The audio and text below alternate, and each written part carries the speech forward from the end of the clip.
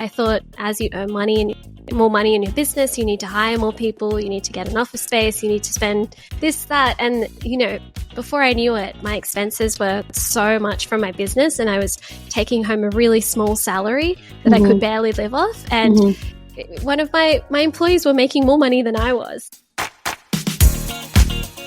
Building a business is tough and doing it alone even tougher. Welcome to She Talks, your go-to podcast for raw, relatable and ridiculously useful business advice. I'm Lisa Jones and I'm both a mum and a serial entrepreneur, and I'm here to help share real stories and proven strategies to help you scale up your business. Let's do this together. In this episode, I'm handing the mic to Gabi again, and she's chatting with the brilliant Queenie Tan, who went from dropshipping lashes and kitchen gadgets to building a wildly successful career as a finance content creator. Now the founder of BillRoo, a budgeting app that helps Aussies get financially fit, Queenie shares how she went from a frugal upbringing with a single dad to navigating business flops, overspending guilt, and finally learning how to pay herself first in life and in business. Queenie is proof that it's never too late or too early to get smart with your finances. So if you've ever felt behind with money, confused about investing, or scared to take the leap, then this one's for you. Hello, everybody. Welcome to a new episode of She Talks. It's Gabi. I'm so excited. Thank you guys for having me and allowing me to jump on in Lisa's place. I feel so lucky to have been invited to interview such epic people, and today is no exception. Queenie, I'm so excited to have you on. Thank you so much for joining me. Thank you so much for having me. It's so nice to be connected. Love what you're doing. Yeah, absolutely. I mean, we just had like a little chat about I think it's the power of loose ties. Like, we would have met last week at a friend's birthday party, but I was sick in bed, and I'm sure there's been many other opportunities where we probably have been in the same room together, but we've never officially met. But of course, it's always bound to happen. It's a small community, and I'm just so excited to chat to you today and learn everything there is about you. There's no better way than for me to just ask you a million questions in 45 minutes. It's a good way. But yeah, good to have you here. And I'd love to know a little bit about yourself. For the people that are listening that don't know you, tell me a little bit about who you are and what you do. Yeah, okay. I guess I am a finance creator, so I create content about saving money, investing, that kind of thing on social media. I've basically always wanted to have my own business, and I think like you, it's like sometimes the first thing that you start isn't always the thing that you end up doing full time. So I actually started about 7 different businesses before I was able to take creating content on social media as my full-time job, which is pretty cool. But yeah, you name it. I've had there was a time when I was drop shipping kitchen gadgets. It was fun for a while, but I was basically spending as much money as I was making, not super passionate. There was a time I was selling false eyelashes online. So the false lashes.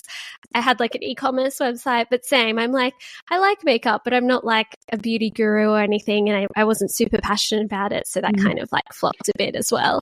I used to do kind of freelance marketing on the side, but could never really scale that into a proper agency. And yeah, I guess so many failures in business. It kind of, I think, led to one thing led to another. And now I'm able to create content on social media full time, which is crazy. And I also have a budgeting tool. It's called BillRoo. It's a SaaS company. Cool. It hasn't broken even yet. But we're almost at profitability, maybe in about 2 months, which is so cool for a SaaS. So yeah, I guess now I'm full-time entrepreneur, which is crazy. That is amazing. What a whirlwind 2 minutes pitch, because that is crazy. So many things. Dropshipping. Oh my gosh. I tried dropshipping also. And there was a time where people were just taking off and absolutely nailing it. I tried to dropship a gym wear company called Foxwear Active, and that's a cool name. I had a little fox logo, and I tried to dropship gym clothes to try and make some cash without having to buy stock, and that didn't really work. But I know what you mean. I kind of resonate with trying all the things, but I think it's also mainly in your mindset, right? Not when you fail one, you just move on and try another. And considering you were able to save such a significant amount of money by the age of 22, I believe, I think the habits that you build and the goal setting that you have is all part of that. So what did your mindset look like in those early days? Like what were you focused on? So I had a bit of like an interesting upbringing because I was actually raised by my dad as like he was a single parent, and my parents got divorced. My mum like still is alive and I see her from time to time, but she wasn't like a big part of my life in like the early years. I was mainly raised by my dad, and he was super, super frugal, like the most frugal person you've ever met. And by the way, when I say frugal, I mean like someone that's like extremely good at like finances and like managing money and like finding a bargain. And yeah, he was able to raise me as a full-time stay-at-home dad because he had actually reached financial independence, so he didn't need to work anymore. He had enough investments to pay for our lifestyle. Like, even though that's amazing, but I never felt like we were rich because I didn't grow up in a very fancy area. I went to public schools, and he had this like really, really old car. Like it was like 30 years old. It was really old. It was loud. I was so embarrassed by his car, and like, just hard to like ask him for money. Like I remember as a teenager being like, "Hey dad, can I have $20 for the mile?" And he'd be like, "No." So I had to get a job really early. So in a way, I kind of hated my upbringing that he was so frugal, and like I kind of wished we had like fancy things like other kids, like go on nice holidays, like being able to buy things that I wanted and nice car, this and that. But like, I think the older that I got, the more I realized that was actually a superpower, because my dad taught me about living below your means and that you actually don't need a lot of stuff to be happy. And also the fact that you can even reach financial independence and you don't have to work if you don't want to. And that's like something I feel like people don't know that exists, and that's an option. Like if you have enough investments, you literally don't need to work. So I've always been chasing that idea of financial independence. I haven't reached it yet, but I feel like now that I work for myself, it's like I'm not so hell-bent on like retiring as early as possible because I actually enjoy my job. So it's like it's going to happen one day, but like I'm enjoying the journey, and I think that's just amazing. I'm so lucky and grateful. Wow, you've got a great mindset. But I actually kind of resonate because I grew up in a pretty fortunate household. I'll say I had a mum and a dad. They got divorced when I was 9, but they both, I would say we had pretty comfortable lifestyle. They bought and renovated and sold. And then when my parents got divorced, there was definitely a bit more hardship. But still, when you compare it to other people, we were definitely living comfortably. But I went to a school that had a very high net worth general population, I would say. So all my friends' parents were quite comfortable above their means, definitely. So in that way, my parents definitely taught me to, if I wanted to go out to dinner with my friends on a Friday night and get the burger and fries, then I would have to work because it doesn't just get handed out to me because they didn't have that ability.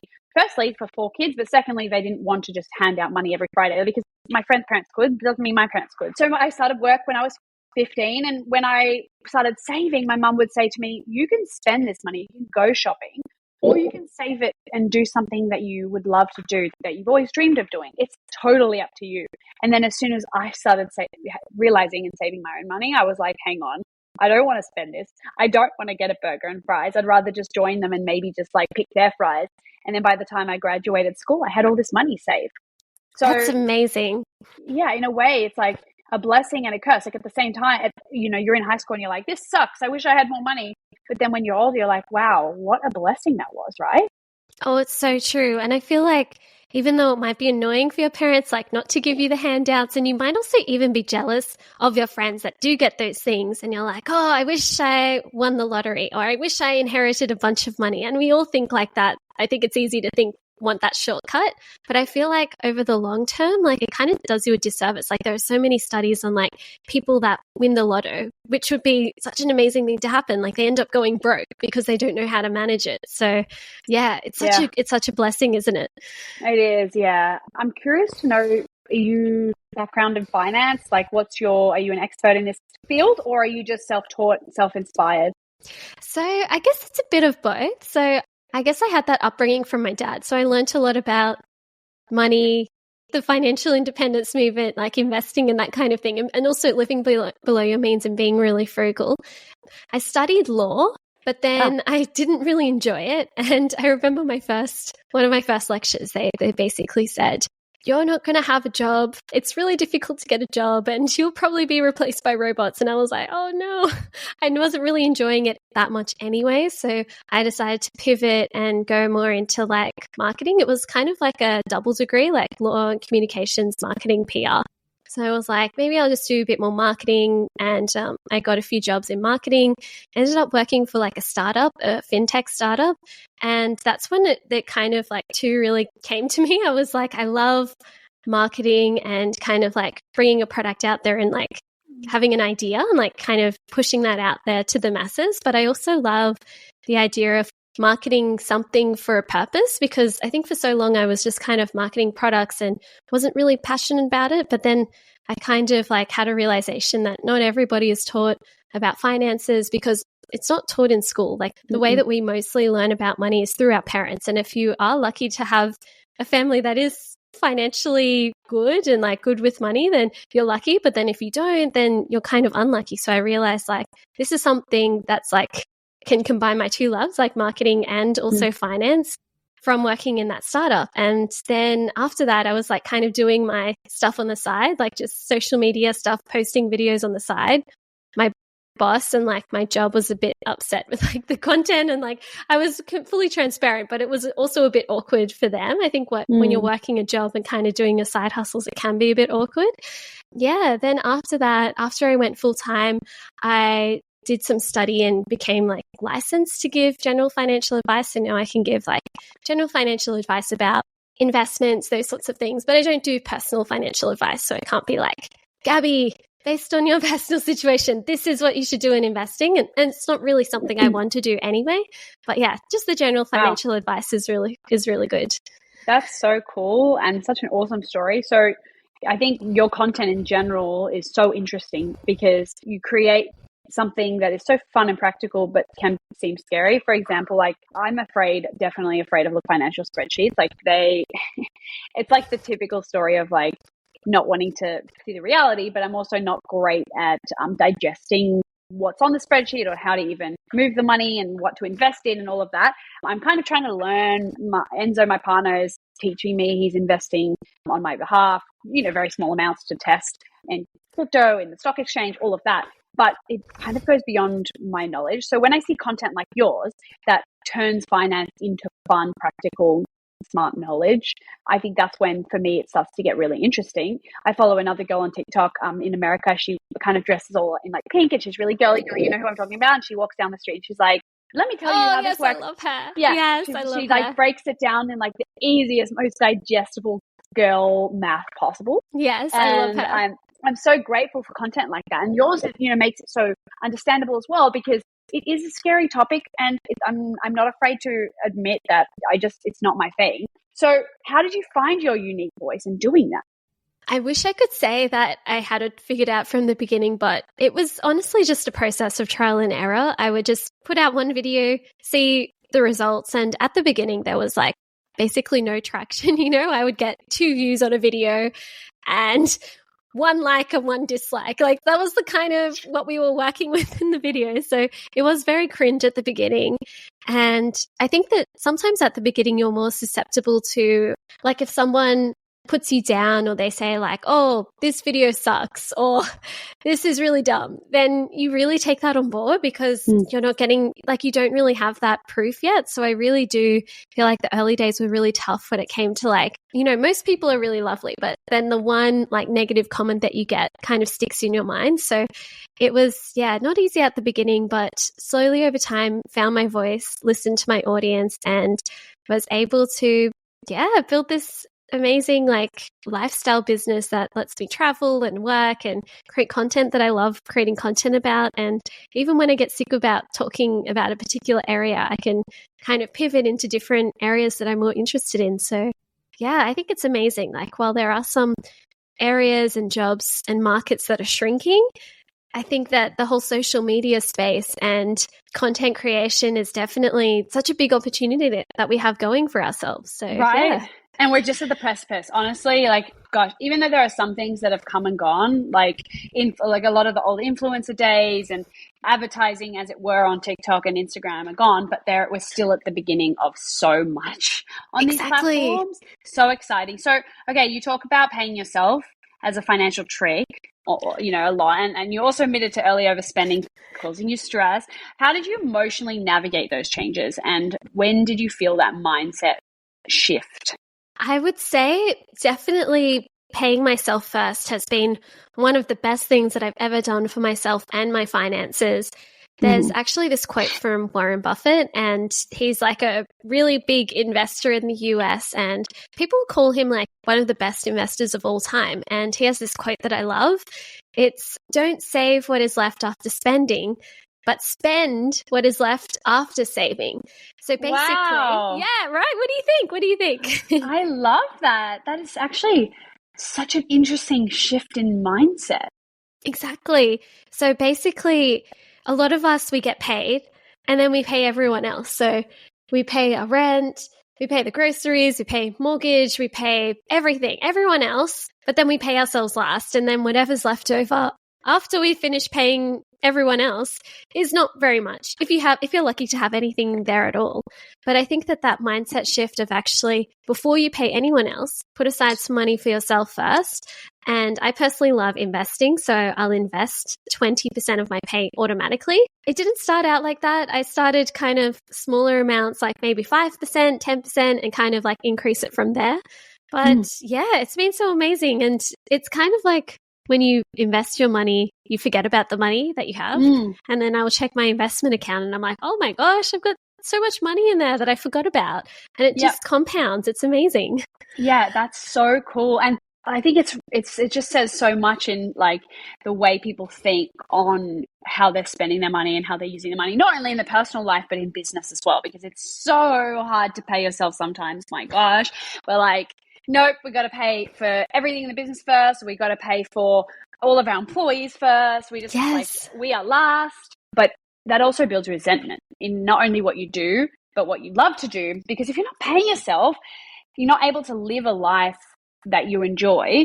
How are you going to enjoy what you do if it doesn't reward you?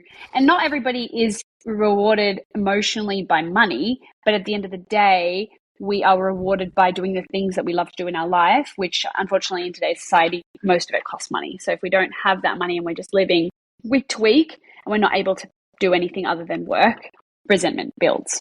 Absolutely. And I think that lesson also carries over to business finances as well, because there was a time, honestly, where, Gabi, I was spending so much money on my business and like so many expenses that I didn't actually need in hindsight. Like I thought, as you earn money and more money in your business, you need to hire more people, you need to get an office space, you need to spend this, that. And before I knew it, my expenses were so much from my business and I was taking home a really small salary that I could barely live off. And my employees were making more money than I was. And I flipped that mindset as well of like, do I really need all these expenses? Maybe I should pay myself first as well, like a decent salary. But yeah, we also get lost in that in business too. That's so true. And I think, like you said, a lot of the time when we do think like, oh, our employees are getting paid more than us, or like, all I'm doing is paying contractors, we end up not feeling like we're the one that's making the change or the difference, or the boss, or we're not. Again, like I go back to enjoying the role. Such a mindset. One of my first business advisors said that the first thing we need to fix is paying yourself. And I was like, what do you mean? Like, I'm okay. We don't have the money to do that. And he's like, no, absolutely not. You're working for this company. You own it, sure, but you're also working for it, and we need to make that shift. And as soon as you do make that shift, you'll start to notice how much more productive you become just in that small mindset shift. So I love that you talk about it so openly as well. And you also talk about financial independence and freedom so much, which is so refreshing to hear for female founders especially. How do you feel it's important to separate business wealth and personal wealth, or business success and personal wealth, because they can often be tied together? Yeah, I guess that it's really important to build up both. And I think that sometimes you can just focus on, if you just focus on one area, like your personal finances are in good shape, but then your business finances are a bit of a mess. It's good to have them both in order and both working for you really well. But of course, it's never going to be perfect. Like they're never going to be 100% perfect, and you might not do things perfectly straight away. But yeah, both of them are really, really important, and they kind of feed off each other. Like you said, how just paying yourself a decent salary just made such a huge impact in your business, and also probably made a big difference in your personal life too, like being able to afford the things that you want to in life. Yeah, just going out for a coffee on Friday mornings is one of my most absolute favorite mental health breaks, and not feeling guilty about buying a coffee every week, because that can easily come with it. Exactly. But I don't want to feel guilty about something that I love to do as a break in my business, right? Absolutely.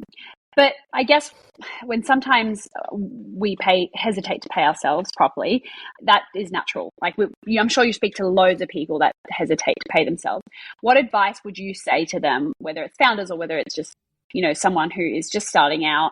How would you say to them to structure their finances so they're not just growing, but also protecting their own future? I would say, there's that famous quote, and it says something like, you should treat other people as well as you treat yourself. But I think there's also another side of it, which is you should treat yourself as well as you treat other people.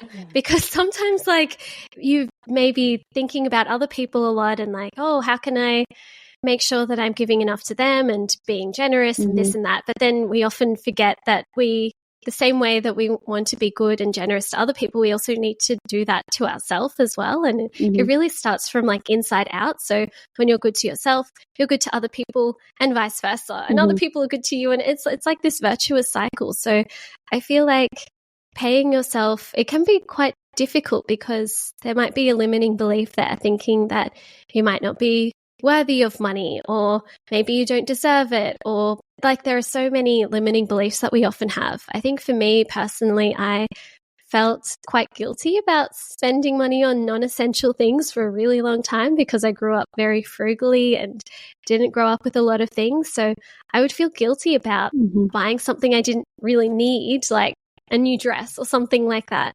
But reframing those things and saying it's okay to spend money on yourself every now and again. And it's also important to pay yourself first. And if you do want that financial freedom one day, if you do want to be able to spend time with people that you love, financial independence and stability is a huge part of it. And even just to not be kind of relying on other people as well. You can also see it as a good thing for others. You don't have to rely on anyone.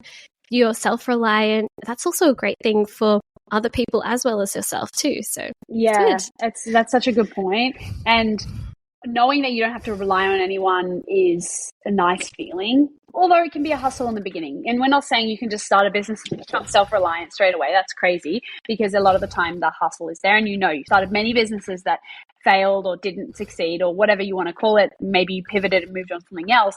But eventually when you do find that thing that sticks, I guess staying resilient, that's a good word that we're talking about a lot lately. Staying resilient, but then also being confident enough in then pivoting to not just pushing every single dollar back into the business, but siphoning some off for yourself to enjoy, like we talked about. But cash flow can be extremely unpredictable, especially in e-commerce, service-based too. As you mentioned, you're just about to break even. You're not there yet with your new app. What habits or systems do you suggest or employ yourself for staying in control when revenue is not always steady?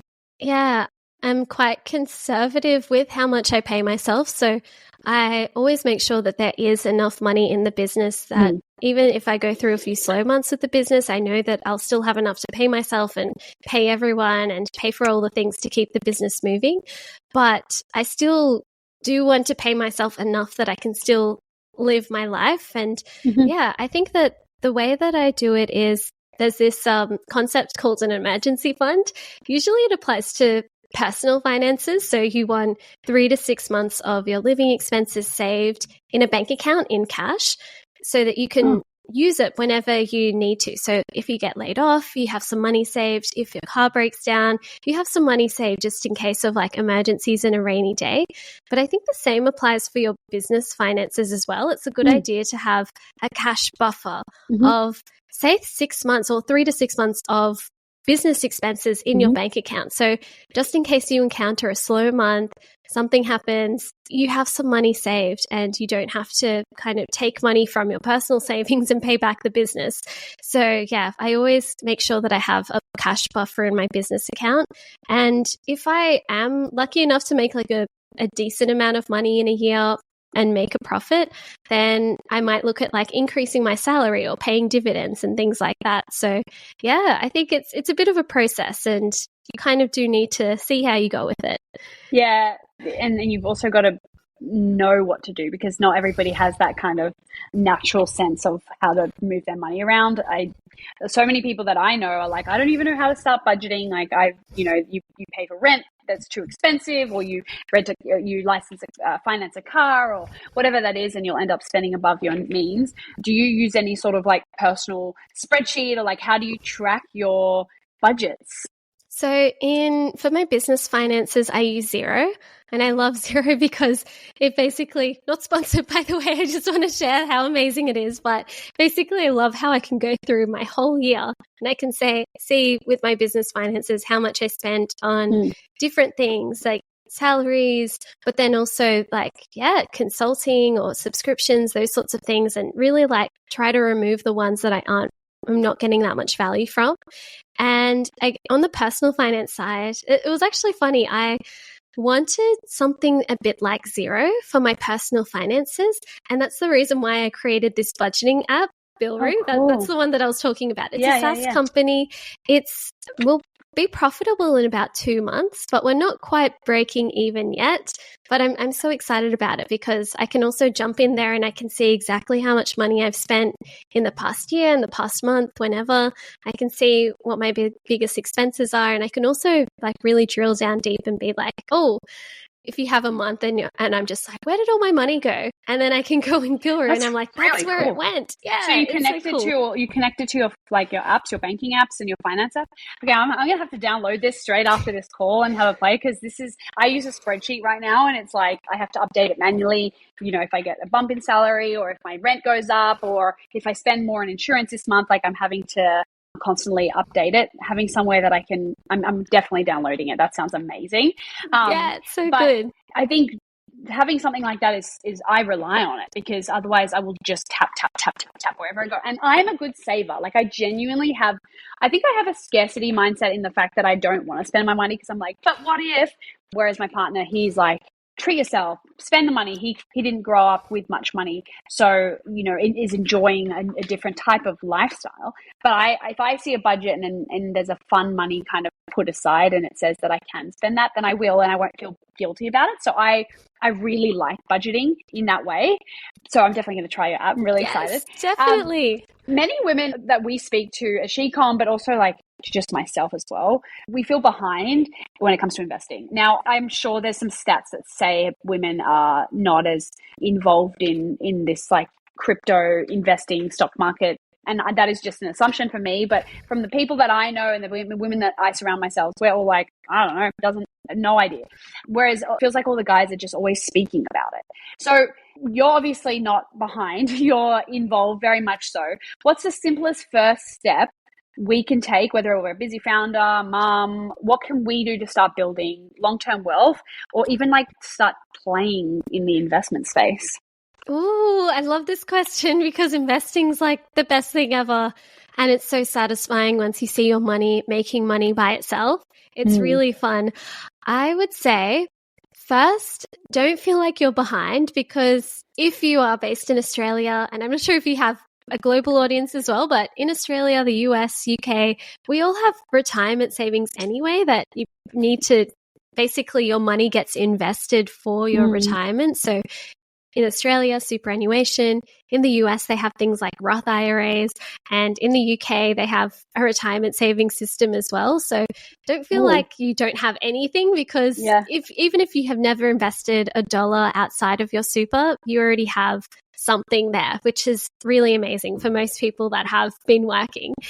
But I guess if you're looking to invest outside of your retirement savings or super, because I don't know about you, but it's just not super exciting for me at the moment because I'm 29 and I'm like, oh, I could invest more in my super or my retirement savings, but I'm like, I can only access that when I'm 60 or 65. It's so long. So that's why I like to have some investments outside of it. Like seeing a quicker return and being able to, like, let's say you make an epic return on something and you're able to pull it out and buy a house if you want to. Exactly. That's the thing that I love about it. So I feel like it's good to have both retirement savings. Like you've got your retirement savings long term, can't touch until you're 60, but you also have your investments. Like you said, you can pull them out at any time if you want to buy a house, if you want to buy a new car, if you just want to have maybe like a little mini retirement, take like a little mini sabbatical, you can sell some of your investments and take a bit of time off. I mean, there are so many options. So I love to invest outside of my retirement savings. And yeah, I think if you're just starting out, don't feel like you need thousands of dollars to start. There are some really amazing micro investing apps where you can literally start with $5. And I'll list some. This is not sponsored, by the way. I just want to give some options. Yeah. So there are some really amazing apps like Perla has a micro investing app. Sharesies also has a micro investing app where you can invest from 1 cent. Comsec Pocket. We use Comsec Pocket. Yeah. And I used to use Revolut. Yeah, like there are so many options these days. We're so lucky. And if the idea of investing $1,000 makes your stomach drop, then maybe start with $5 and see how it goes. And yeah, it's really exciting. What if 60 Minutes could change your business? You don't need another course or another free downloadable PDF.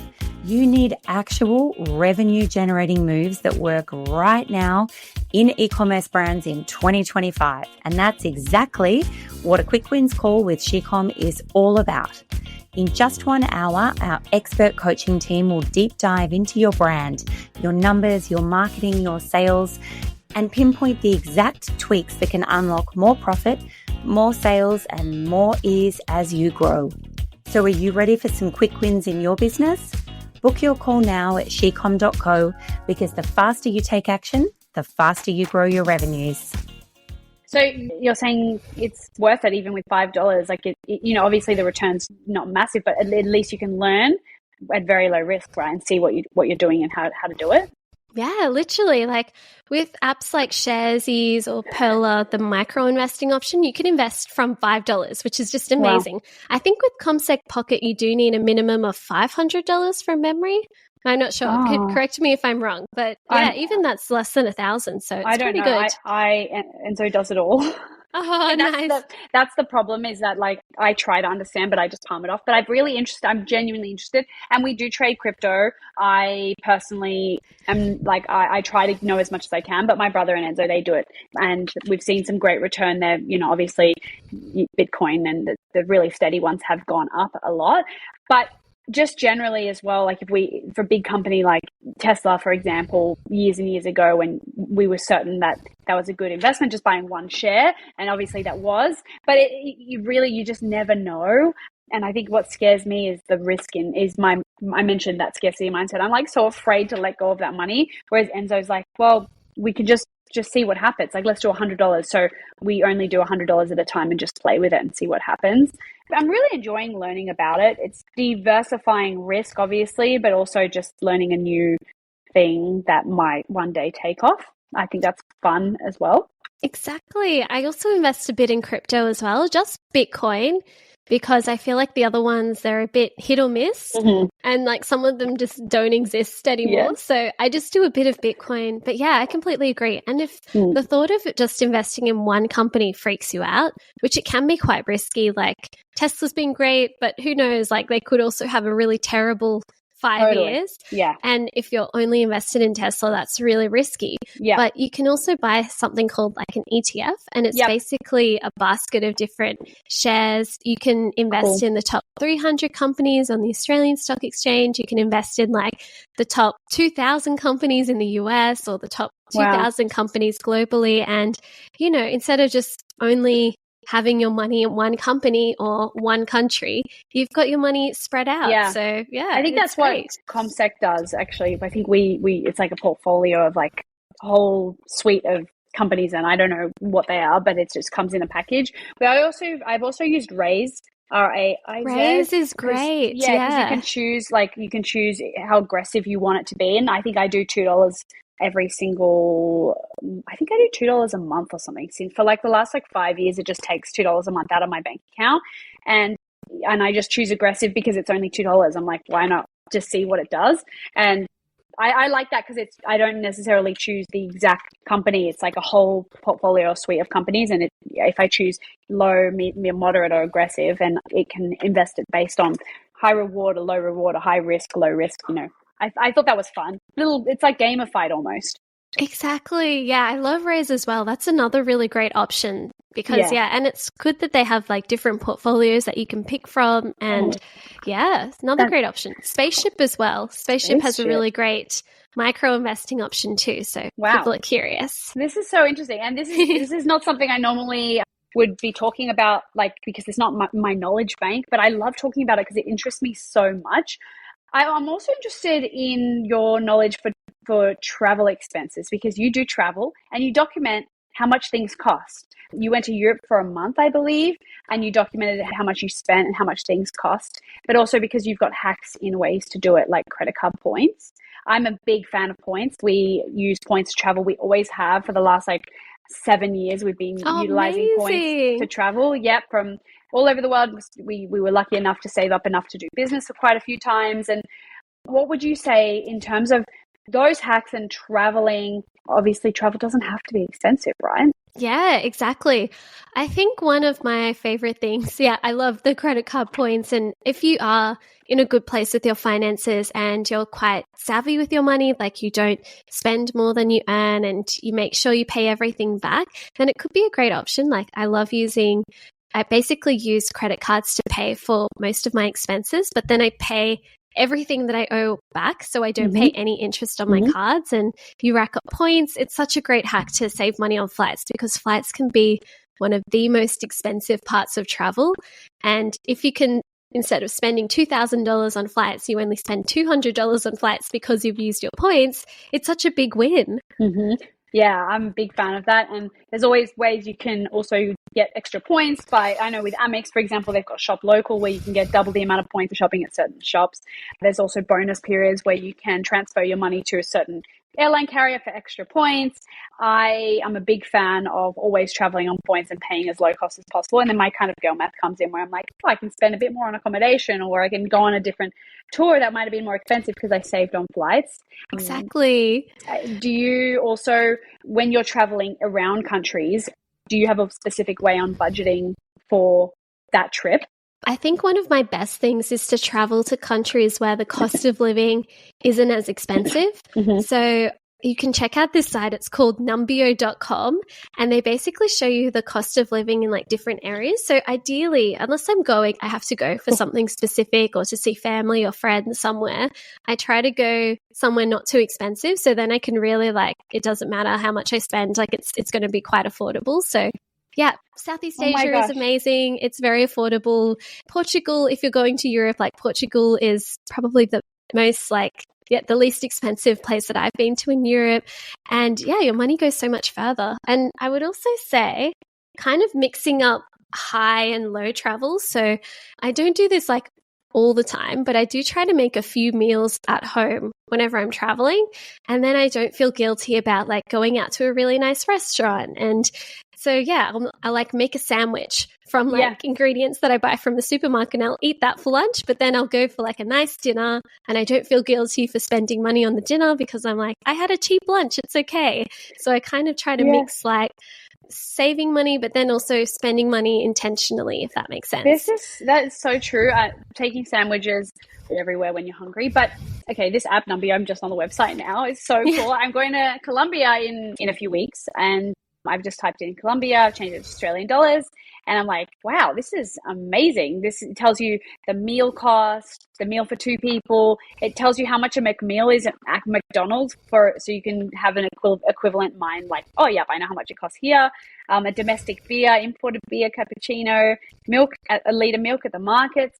So, I mean, wow, you learn something new every day, but this is definitely one for me to actually keep forever. This is awesome. Thank you. Yeah, I'm so glad. Yay, it's so good, hey?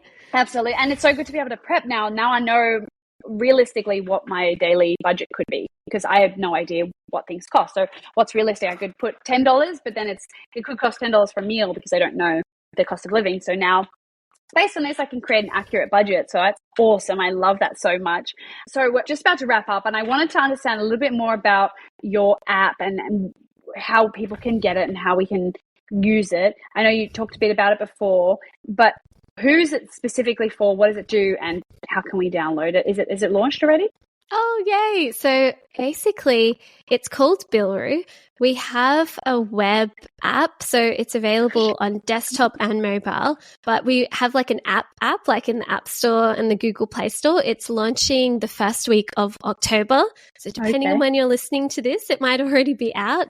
But yeah, the reason why I created this was because I was doing a call with one of my subscribers, and she's really savvy. She's got her budget under control. She's got her investing apps, and she was just very smart with her money and just, yeah, very, very inspiring. And I was talking to her, and she just mentioned something in passing. She basically said, but I haven't really been able to find a really good budgeting app. And it stuck with me. I was with my partner who also works on the business with me, and he actually picked up on it.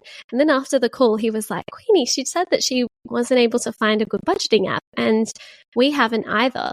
And we've tried so many budgeting apps over the years, but we kept on going back to using a spreadsheet. And we were like, maybe there's something in this. So I guess did like a test. So we created our own budgeting spreadsheet, got people to download it. We realized there was interest from our audience in budgeting. Then after that, we were like, maybe let's pay for like an MVP version of this app. So I used to work at a startup, so I already knew some people that were web developers and designers. Cool. We paid them to create the first version, got some good traction, and then we've been slowly iterating from there. And yeah, it's really cool. Now we've got 1,000 subscribers on the app, which is really cool. And so many amazing comments. Like we get all these amazing reviews. One really stuck out to me. It was basically, there was this lady that I did this initial budgeting workshop just to show like the MVP version of the app.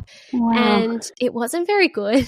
And I remember leaving the meeting feeling so defeated because it was so clunky and there were so many bugs that we needed to fix. And I thought we were at a good place. But then after that workshop, I was like, oh, I've got so long to go and I've already spent so much money.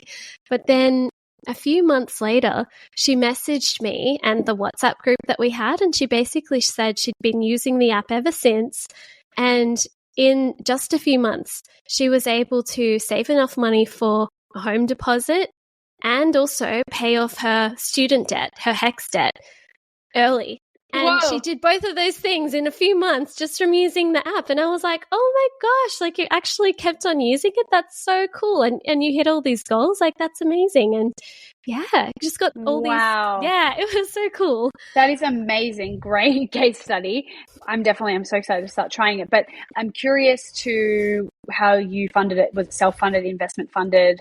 It's all self-funded. So completely bootstrapped. Wow. The initial version was 30,000 Australian dollars. Wow. And now I think we've spent, I know this kind of does make my stomach drop a bit because it's the most I've ever spent on any business, but thankfully we are bringing in like decent income each month. We've spent about $120,000 in total. But yeah, now we're almost at break-even point. So that's congratulations. Really cool. That is so exciting and just a testament to your skill set and the offering that you provide, I can see this app being purchased by someone very, very quickly for you guys to make an exit if that was what you wanted to do. Because having an app like this, I can see, in the industry, tech apps are very popular at the moment for, investors and buyers. But I've already got 1,000 subscribers and paying subscribers, and I just had a look.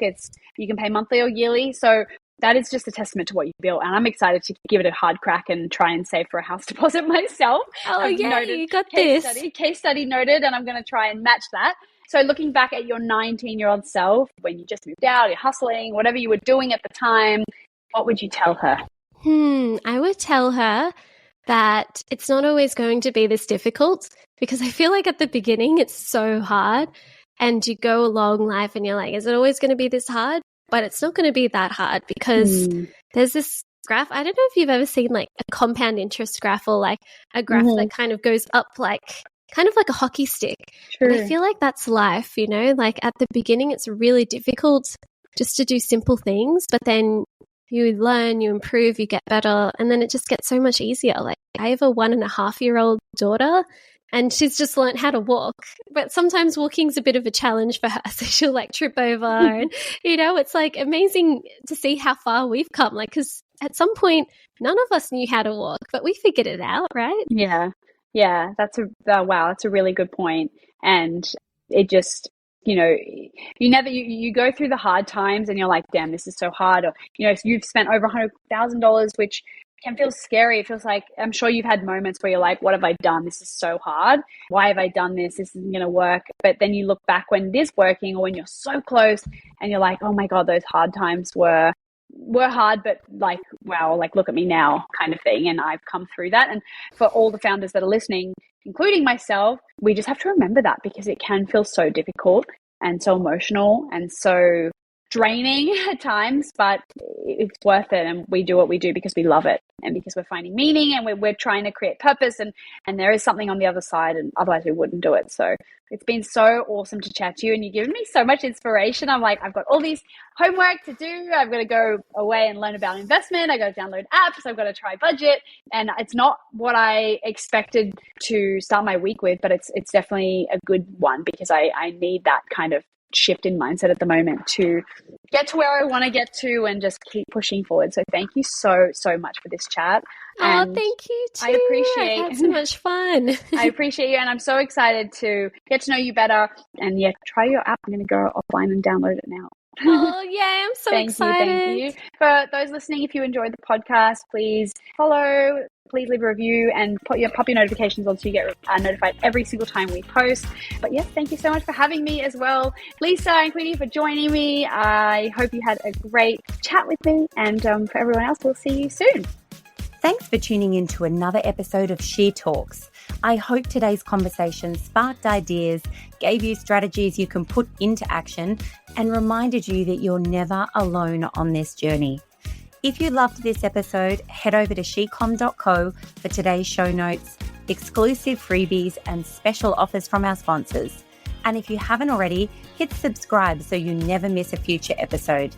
Until next time, keep showing up, keep building, and most importantly, keep talking.